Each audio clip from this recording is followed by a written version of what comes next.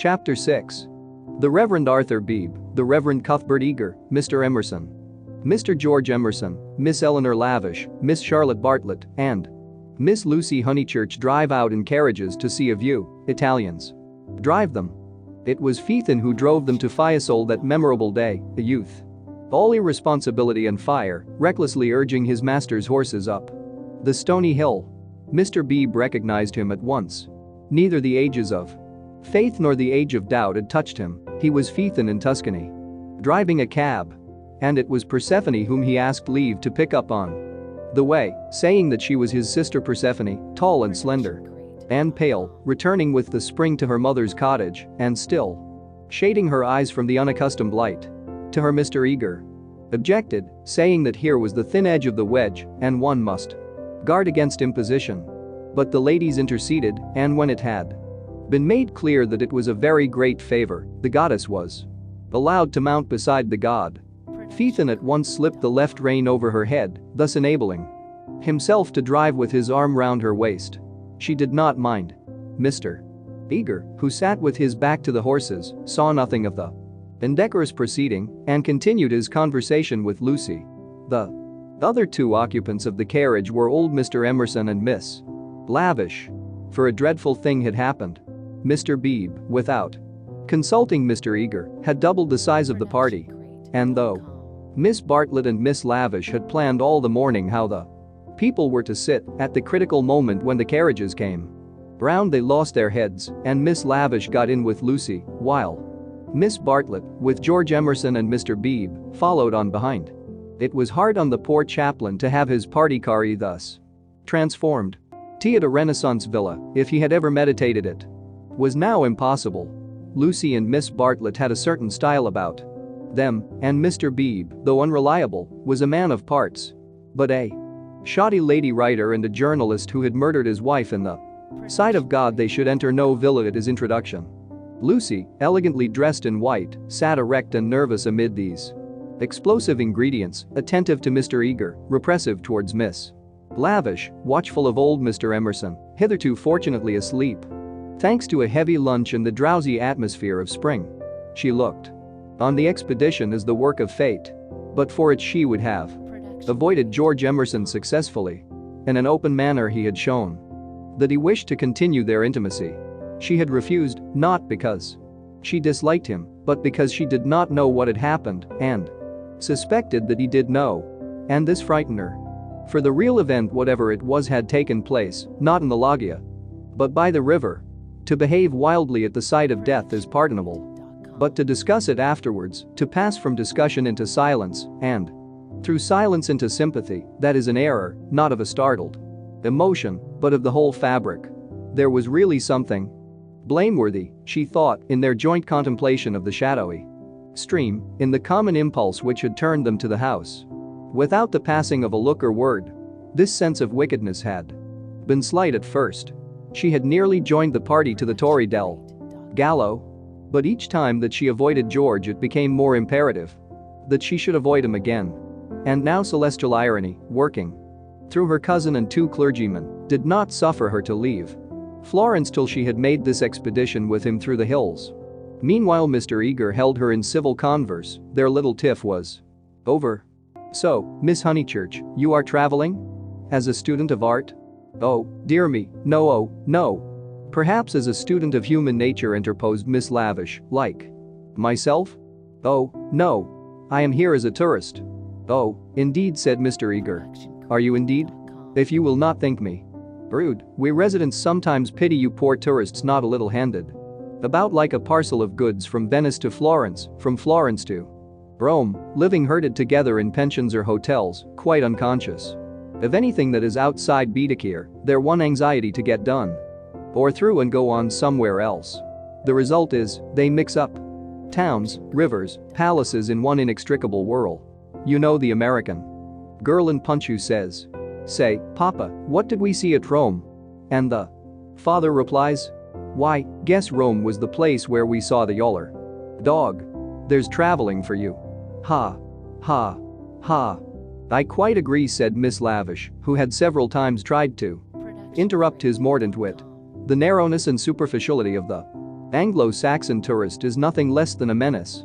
Quite so.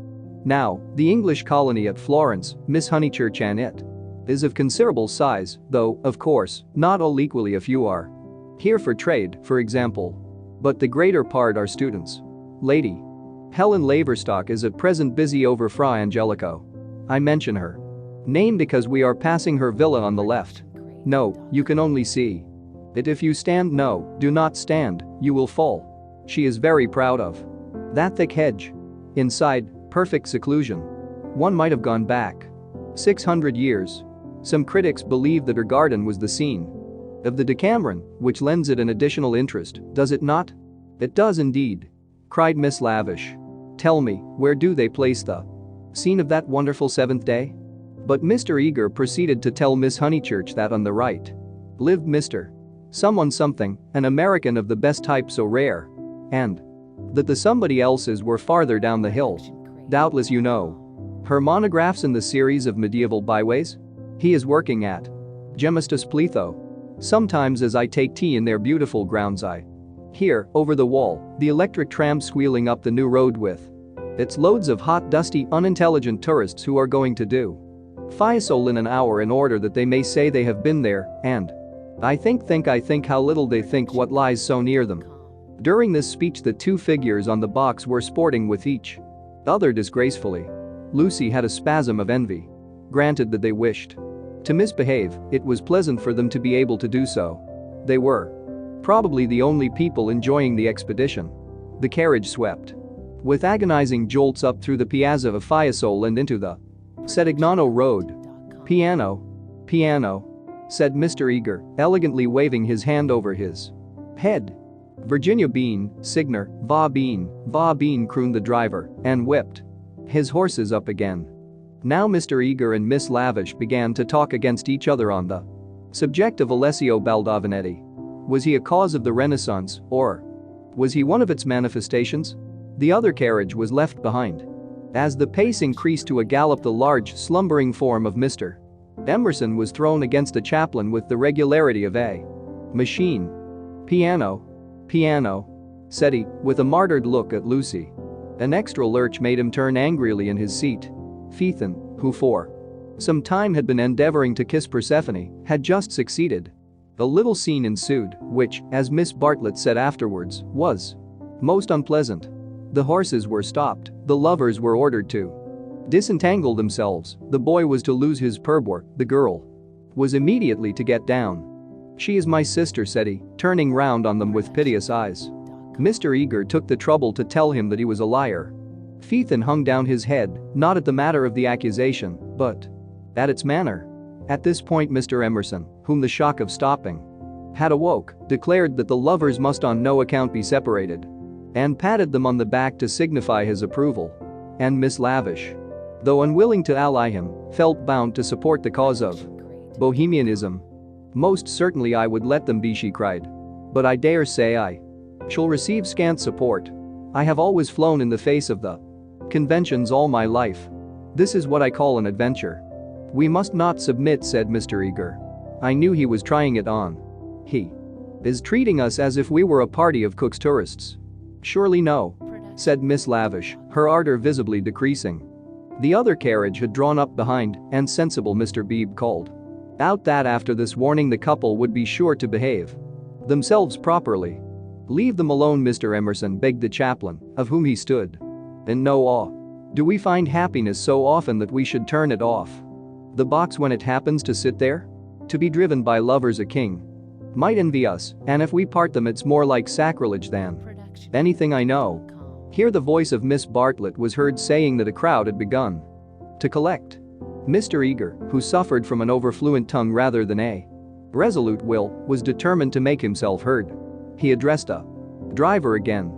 Italian in the mouth of Italians is a deep-voiced stream with unexpected cataracts and boulders to preserve it from monotony. In Mr. Eager's mouth it resembled nothing so much as an acid whistling fountain which played ever higher and higher, and quicker, and more shrilly, till abruptly it was turned off with a click. Signorina, said the man to Lucy when the display had ceased. Why should he appeal to Lucy? Signorina, echoed Persephone in her glorious contralto. She pointed at the other carriage. Why? For a moment the two girls looked at each other. Then Persephone got down from the box. "Victory at last," said Mr. Eager, smiting his hands together as the carriages started again. "It is not victory," said Mr. Emerson. "It is defeat. You have parted two people who were happy." Mr. Eager shut his eyes. He was obliged to sit next to Mr. Emerson, but he would not speak to him.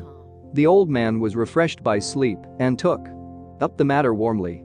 He commanded Lucy to agree with him. He shouted for support to his son. "We have tried to buy what cannot be bought with money. He has bargained to drive us, and he is doing it. We have no rights over his soul." Miss Lavish frowned. It is hard when a person you have classed as typically British speaks out of his character. "He was not driving us well," she said. "He jolted us." "That I deny.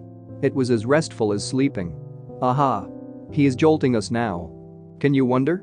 He would like to throw us out, and most certainly he is justified. And if I were superstitious I'd be frightened of the girl too. It doesn't do to injure young people. Have you ever heard of Lorenzo de Medici?" Miss Lavish bristled. "Most certainly I have. Do you refer to Lorenzo il Magnifico, or to Lorenzo, Duke of Urbino, or to Lorenzo surnamed Lorenzino on account of his diminutive stature? The Lord knows. Possibly he does know, for I refer to Lorenzo the poet. He wrote a line so I heard yesterday which runs like this: don't go fighting against a spring." Mr. Eager could not resist the opportunity for erudition. "Non fate guerra al maggio," he murmured. "War not with the May would render a correct meaning. The point is, we have warred with it. Look." He pointed to the Val d'Arno, which was visible far below them, through the budding trees. 50 miles of spring, and we've come up to admire them. Do you suppose there's any difference between spring in nature and spring in man? But there we go, praising the one and condemning the other as improper, ashamed that the same laws work eternally through both. No one encouraged him to talk. Presently Mr. Eager gave a signal for the carriages to stop and marshaled the party for their ramble on the hill. A hollow like a great amphitheater, full of terraced steps and misty olives, now lay between them and the heights of Fiesole, and the road, still following its curve, was about to sweep onto a promontory which stood out in the plain. It was this promontory, uncultivated, wet, covered with bushes and occasional trees, which had caught the fancy of Alessio Baldovinetti nearly 500 years before. He had ascended it, that diligent and rather obscure master, possibly with an eye to business, possibly for the joy of ascending. Standing there, he had seen that view of the Val d'Arno and distant Florence, which he afterwards had introduced not very effectively into his work. But where exactly had he stood? That was the question which Mr. Eager hoped to solve now. And Miss Lavish, whose nature was attracted by anything problematical, had become equally enthusiastic. But it is not easy to carry the pictures of Alessio Baldovinetti in your head, even if you have remembered to look at them before starting. And the haze in the valley increased the difficulty of the quest. The party sprang about from tuft to tuft of grass, their anxiety to keep together being only equaled by their desire to go different directions. Finally they split into groups. Lucy clung to Miss Bartlett and Miss Lavish. The Emersons returned to hold laborious converse with the drivers, while the two clergymen, who were expected to have topics in common, were left to each other. The two elder ladies soon threw off the mask. In the audible whisper that was now so familiar to Lucy they began to discuss, not Alessio Baldovinetti, but the drive.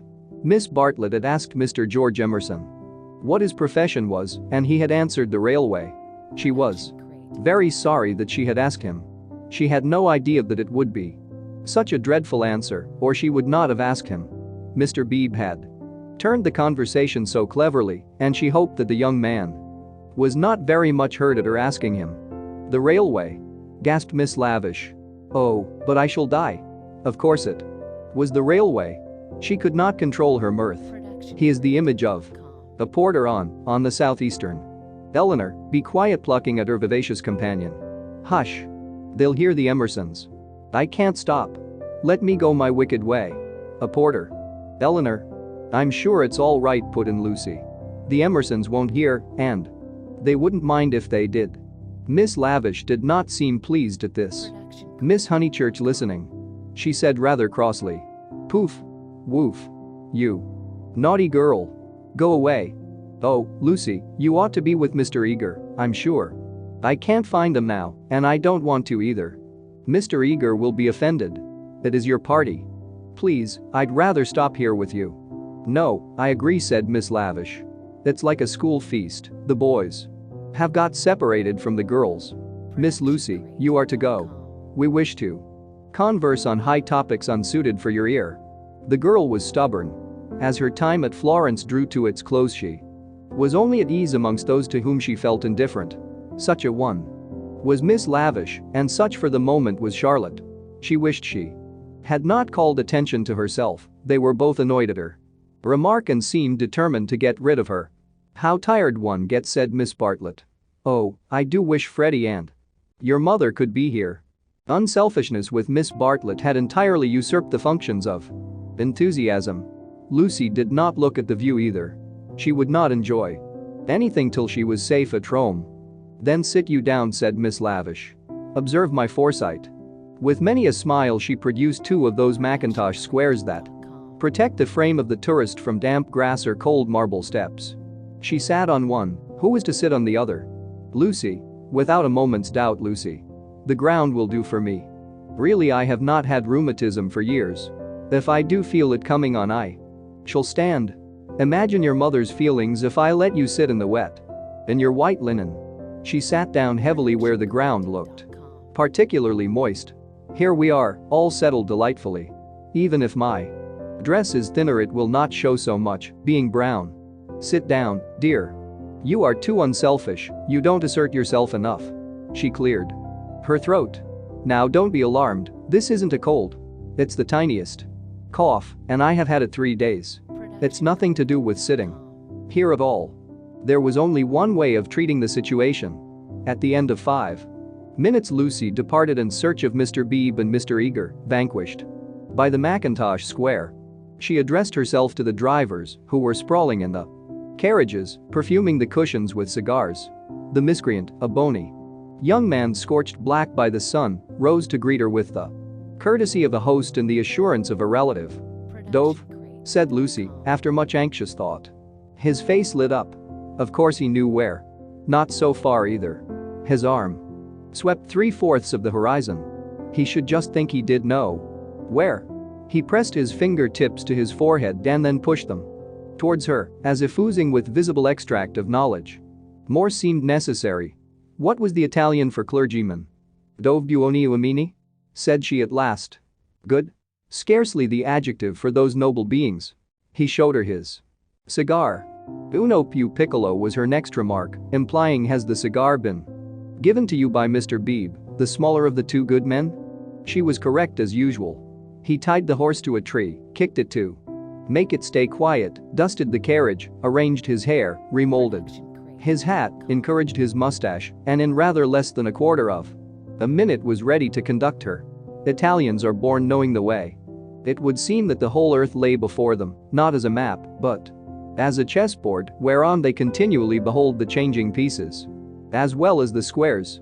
Anyone can find places, but the finding of people is a gift from God. He only stopped once to pick her some great blue violets. She thanked him with real pleasure. In the company of this common man the world was beautiful and direct. For the first time she felt the influence of spring. His arm swept the horizon gracefully. Violets, like other things, existed in great profusion there. Would she like to see them? Ma buoni uomini. He bowed. Certainly. Good men first, violets afterwards. They proceeded briskly through the undergrowth, which became thicker and thicker. They were nearing the edge of the promontory, and the view was stealing round them, but the brown network of the bushes shattered it into countless pieces. He was occupied in his cigar and in holding back the pliant boughs. She was rejoicing in her escape from dullness. Not a step, not a twig, was unimportant to her. What is that? There was a voice in the wood, in the distance behind them. The voice of Mr. Eager? He shrugged his shoulders. An Italian's ignorance is sometimes more remarkable than his knowledge. She could not make him understand that perhaps they had missed the clergyman. The view was forming at last. She could discern the river, the golden plain, other hills. "Piccolo!" he exclaimed. At the same moment the ground gave way, and with a cry she fell out of the wood. Light and beauty enveloped her. She had fallen onto a little open terrace, which was covered with violets from end to end. "Courage?" cried her companion, now standing some 6 feet above. "Courage and love." She did not answer. From her feet the ground sloped sharply into view. And violets ran down in rivulets and streams and cataracts, irrigating the hillside with blue, eddying round the tree stems, collecting into pools in the hollows, covering the grass with spots of azure foam. But never again were they in such profusion. This terrace was the wellhead, the primal source whence beauty gushed out to water the earth. Standing at its brink, like a swimmer who prepares, was the good man. But he was not the good man that she had expected, and he was alone. George had turned at the sound of her arrival. For a moment he contemplated her as one who had fallen out of heaven. He saw radiant joy in her face. He saw the flowers beat against her dress in blue waves. The bushes above them closed. He stepped quickly forward and kissed her.